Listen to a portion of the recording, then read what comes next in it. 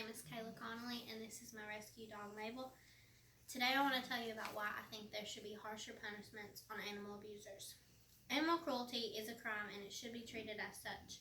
At a very young age, I happened to watch the ASPCA commercial where they showed sad, abused, and hurt animals and asked for donations.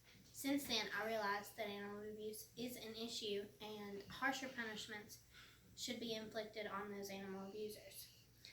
People think that animal abuse just pertains to not feeding a dog or a cat, but it goes so much deeper than that. Elephants in circuses are abused. They are taken from their mothers at young ages to break their spirit. That way they can train them to do the crazy acts that they want them to do, such as do handstands, and they poke them and hurt the animals to make them do whatever they want to do. Dogs their mouths are taped shut, as you can see in this picture here. Here is a photo of an elephant that was tied up to probably force it to do whatever the person wanted it to do for the circus. Farm animals are also abused, and this is not something that's talked about hardly at all. Factory farms abuse animals quite often. They will pack them into small cages. They will force them to live right on top of each other and defecate on each other, and they hurt them by poking them and beating them just to make them do whatever the abuser wants them to do. According to the Canadians for Animal Welfare Reform, animal abusers are 5 times more likely to commit violent crimes against other people. Abusive behaviors usually comes from traumatic childhood.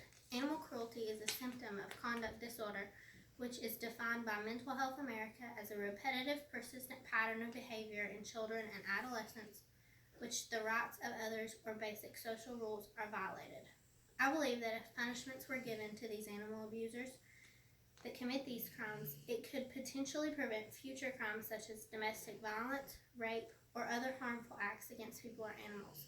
Because if someone doesn't care enough to hurt an innocent animal, it's not going to bother them to hurt a crying baby or a nagging wife. One large problem with animal cruelty is that they greatly vary from states. One Green Planet says that some states have very minor punishments for animal abuse, including no punishment for neglecting an animal's basic needs such as food or water. If someone goes to jail for 2 weeks, that's not going to teach them that animal abuse is wrong.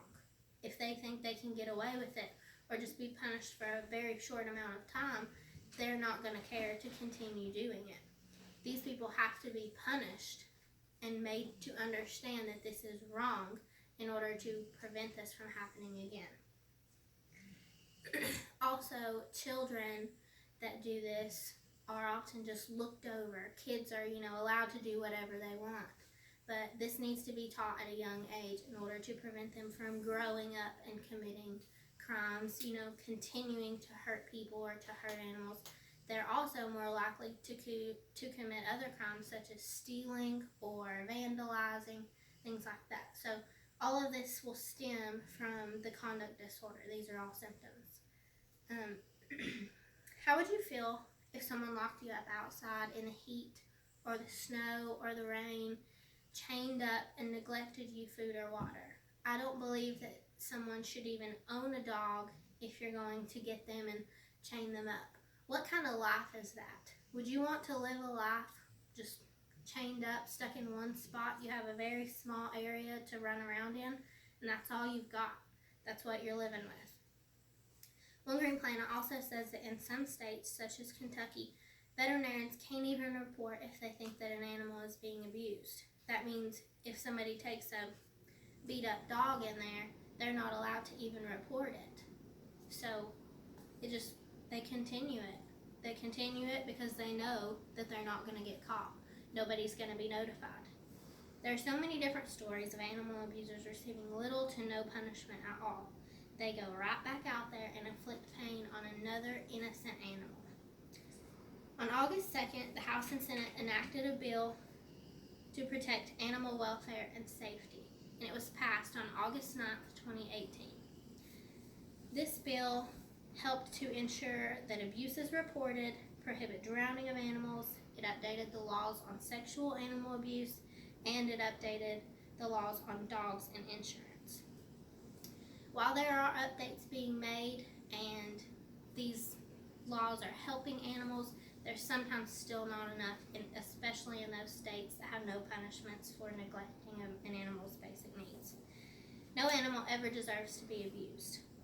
While laws are being updated, I don't think they're still harsh enough. If abusers are punished for the pain and fear that they cause, it could potentially stop them from doing it again. Thanks for watching my video. This is my audience.